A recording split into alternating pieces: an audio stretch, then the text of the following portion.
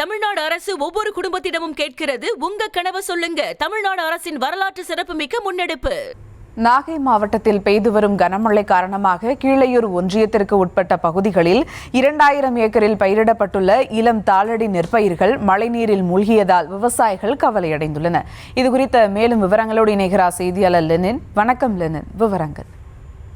வணக்கம் சுபா. நாகப்பட்டினம் மாவட்டத்தில் கடந்த சில தினங்களாக கனமழை பெய்து வருகிறது.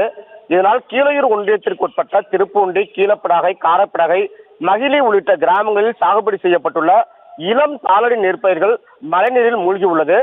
நடவு செய்து ஒரு வாரமே ஆன 2000 ஏக்கர் தாளடி நெற்பயிர்கள் இந்த மழையால் மூழ்கி உள்ளதால் விவசாயிகள் வேதனை அடைந்துள்ளனர். இந்த பகுதிக்கான வடிகால் வாய்க்கால் மற்றும் வேதாரண்யம் கால்வாய் தூர்வாரப்படாததும் ஆகாய தாமரைகள் அகற்றப்படாததே தண்ணீர் வடிய வழி இல்லாமல் 2000 ஏக்கர் தாளடி நெற்பயிர்கள் தண்ணீரில் மூழ்கி உள்ளதாக இப்பகுதி விவசாயிகள் குற்றம் சாட்டுகின்றனர். மேலும் கடலில் சென்று வடியும் இந்த வடிகால்கள் முழுவதும் இடையே அடைப்பட்டுள்ளதால் மழைநீர் வடியாமல் வயல்களில் தேங்கி நிற்பதால் பயிர்கள் அழுகும் நிலை ஏற்பட்டுள்ளது.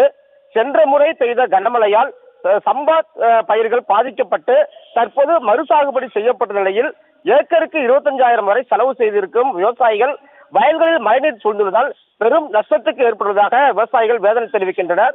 எனவே பொதுப்பணித்துறை அதிகாரிகள் உடனடியாக ஆகாய தாமரை அகற்றி வடிகாலை சீரமைத்து தர வேண்டும் என்ற கோரிக்கையை இப்பகுதி விவசாயிகள் வைத்துள்ளனர். சுபா, விவரங்களுக்கு நன்றி லெனின். தமிழ்நாடு அரசு ஒவ்வொரு குடும்பத்திடமும் கேட்கிறது, உங்க கனவை சொல்லுங்க. தமிழ்நாடு அரசின் வரலாற்று சிறப்புமிக்க முன்னெடுப்பு.